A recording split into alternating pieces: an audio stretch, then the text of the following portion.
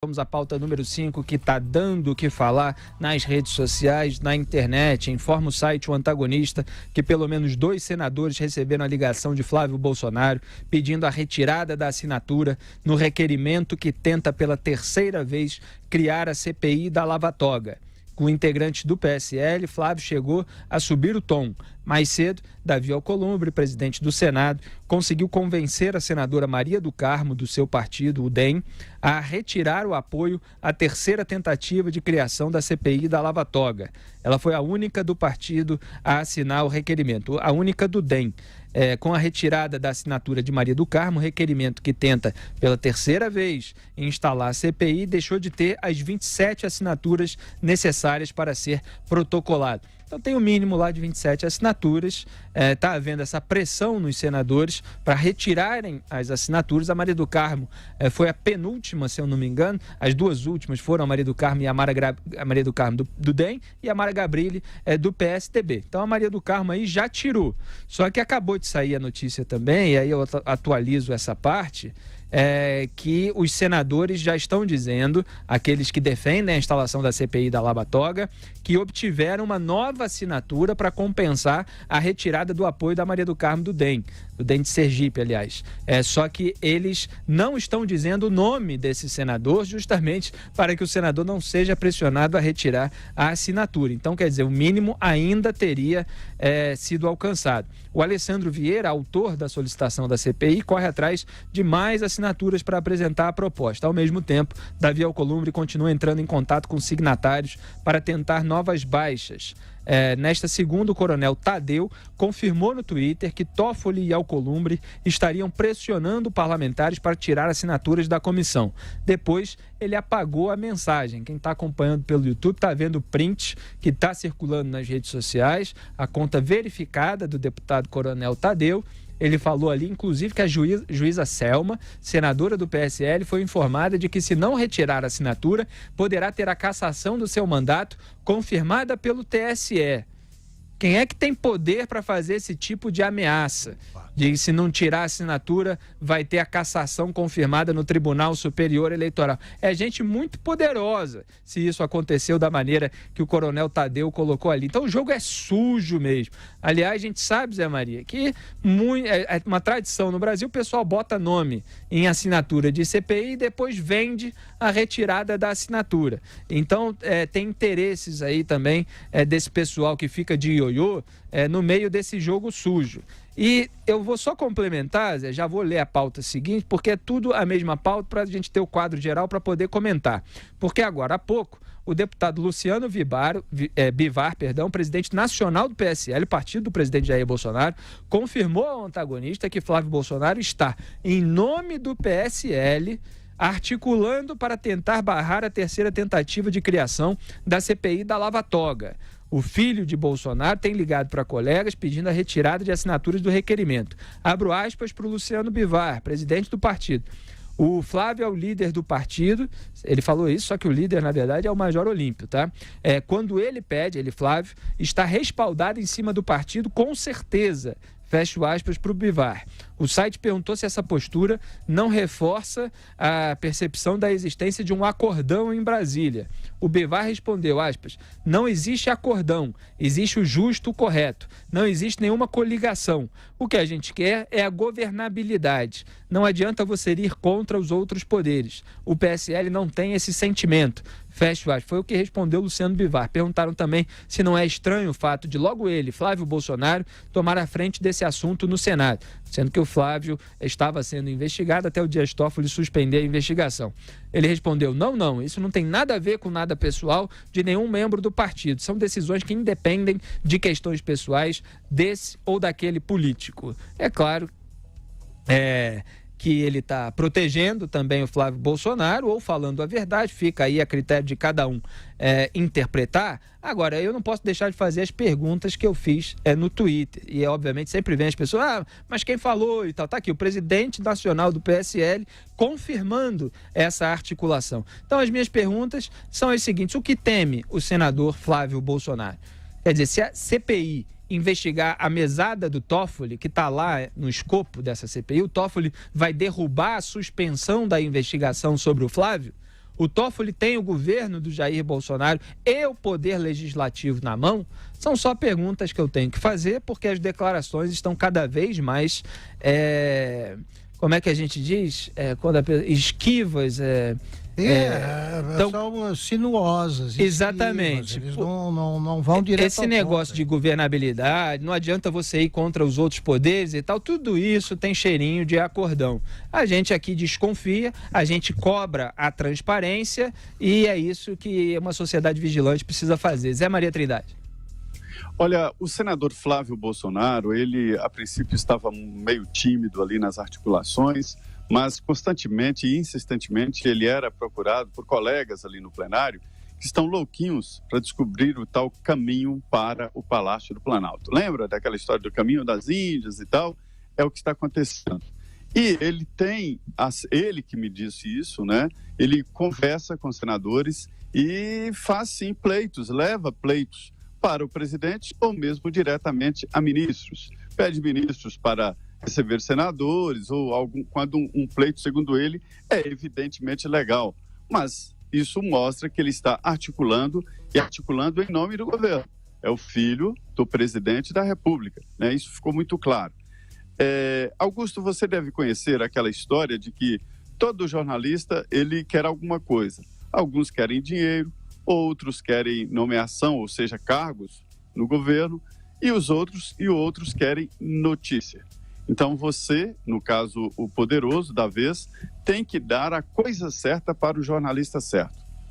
E ai de quem der a coisa errada para o jornalista errado, ou seja, dar notícia para quem quer dinheiro, dar dinheiro para quem quer notícia ou então emprego, cargo, né? Era notícia, emprego e dinheiro. Antônio Carlos gostava de contar essa história, né? O perigoso você não pode confundir. Dá notícia para quem quer dinheiro, dá dinheiro para quem quer emprego, dá emprego para quem quer informação, é isso aí, é exatamente isso. Pois é, e essa afirmação, essa história, ela esconde um perigo danado, porque demonstra, através de sutilezas, de que todos os jornalistas são corruptos. Uns se corrompem por dinheiro, outros por cargos e outros por notícia. Como é que é a corrupção por notícia? Você tem uma fonte, te passa uma notícia boa e depois você paga através de uma matéria positiva ou cita o nome dele de uma maneira positiva, é o pagamento de fornecimento de uma notícia. Então, por que eu citei esse exemplo? É porque a corrupção, lembrem-se disso, não é só troca por dinheiro, não. É troca por interesses, é troca por poder. Então, veja bem, não há corrupção possível de pagamento em dinheiro do Supremo Tribunal Federal ou de juízes em geral para parlamentares. Mas há a tal advocacia administrativa, ou seja, defender interesses dos parlamentares nos tribunais. Da primeira vez que esta CPI, brava CPI, foi engavetada, houve claramente ação de ministros que ligaram para senadores. Sim, os senadores me disseram, houve mesmo ligação. E aí a CPI foi cancelada, foi arquivada. Lembrando que se não houver o número de assinaturas em 24 horas, o projeto será arquivado, o projeto de CPI, e aí terá que reiniciar outro requerimento e tal, um desgaste muito grande, né? E é por isso que eu disse aqui, que um requerimento de pedido de CPI só deve ser apresentado com 30 assinaturas. Por que 30? São necessárias 27. Agora, se a assinatura não conferir ou algum outro senador desistir, fica ali a margem de segurança que teria que ter na apresentação desse requerimento. Agora, conseguir uma força subterrânea, força escura ali do subterrâneo do Congresso, arquivar mais uma vez esse pedido de CPI, é uma demonstração clara de que há sim coisa errada debaixo desse puleiro, debaixo dessa investigação. Olha só, Zé, acaba começando pelo jornalismo aí para deixar claras as coisas aí. Eles podem achar isso, nem todos os jornalistas são corruptos, não. Nós, por exemplo, não somos. Por quê? Eu não barganho notícia, não. A fonte tem sempre um interesse, assim, ou ela gosta de se mostrar dona de informações exclusivas, ela, claro, espera contar com a tua boa vontade no futuro, mas ela tende a aprender, e isso jornalistas independentes mostram, que não há barganha, não. Não quero nem emprego, nem dinheiro, quero notícia, informação. E se o sujeito tentar, isso já aconteceu, o sujeito tenta enrolar aí e planta uma notícia como se fosse uma mentira, né? Como se fosse verdadeira, aí eu digo quem foi. Esse negócio de sigilo da fonte, para mim, é relativo. Mentiu, não merece mais ser fonte, eu falo. Agora, voltando a esse caso aqui, olha aqui, quem retira a assinatura ou de um requerimento desses, ou vai vender voto mesmo, como dissemos aqui, ou é covarde, né? É um pusilânime, é um tipo de política que eu desprezo profundamente. Vamos lembrar muito o nome da senadora Maria do Carmo, claro, que retirou a sua assinatura, principalmente se ela não colocar de novo. Ficará marcada ou aqui vendeu, essa lembrança. Ou se acovardou. Agora, aqui tem uma prova do crime. O coronel Tadeu está confirmando no Twitter que o Toffoli e o Alcolumbre estariam pressionando parlamentares. Isso é crime. E isso é interferência em outro poder, feita pelo Toffoli e outros ministros, inclusive do Tribunal da Justiça Eleitoral, que, como diz aqui o Luciano Bivar, diz assim, o PS...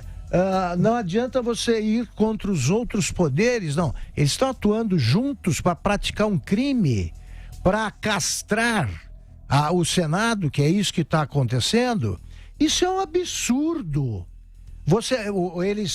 Isso mostra que existem ministros do Supremo com medo da lava-toga e senadores com medo de melindrar o Supremo. Exatamente. Porque tem culpa no cartório. Então...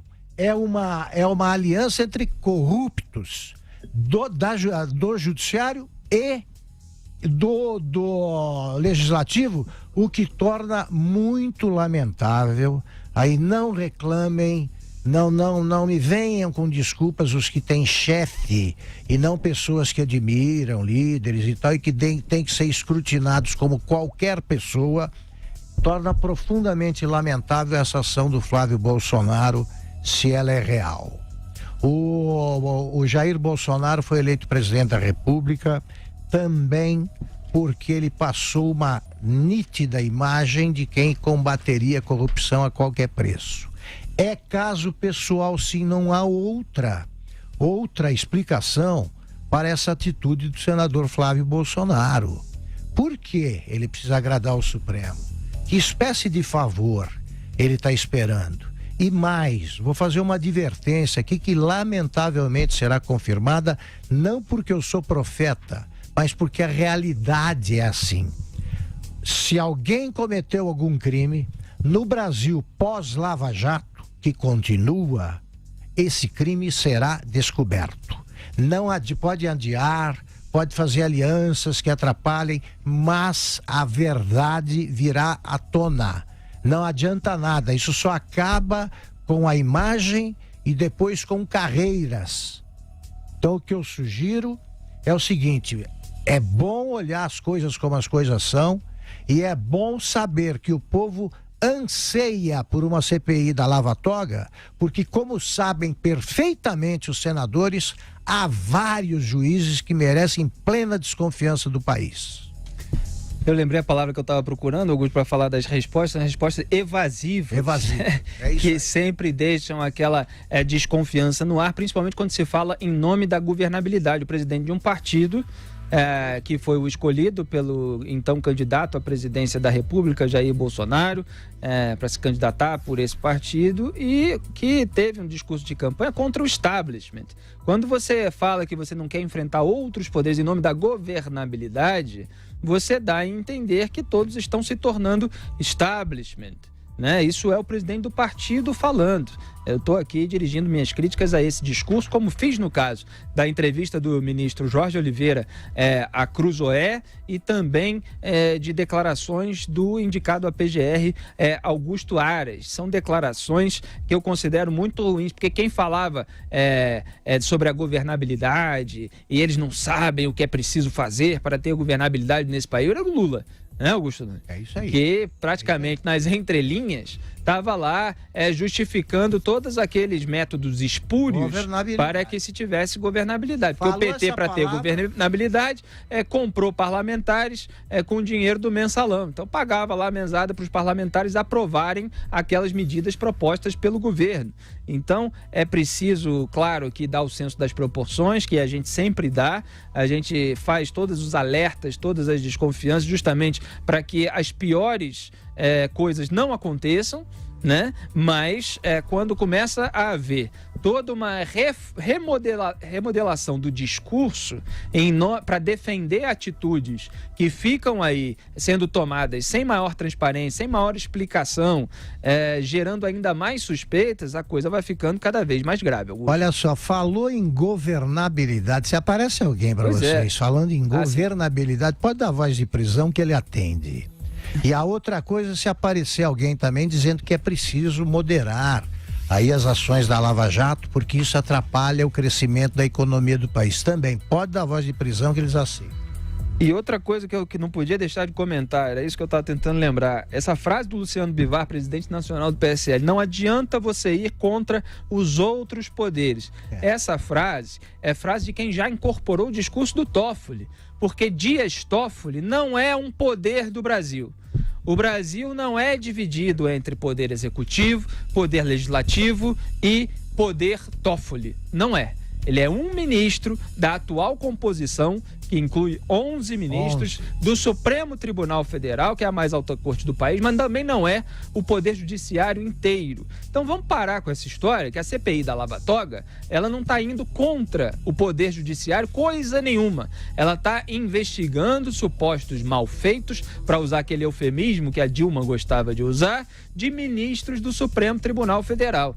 Então, se o entorno do Jair Bolsonaro começa a usar esse tipo de eufemismo, esse tipo de névoa nas suas declarações, é claro que a coisa vai ficando mais feia. Seria bom que o presidente viesse a público para esclarecer o que está acontecendo e colocar aí os pingos nos is da melhor maneira. Se não vem, a gente também desconfia.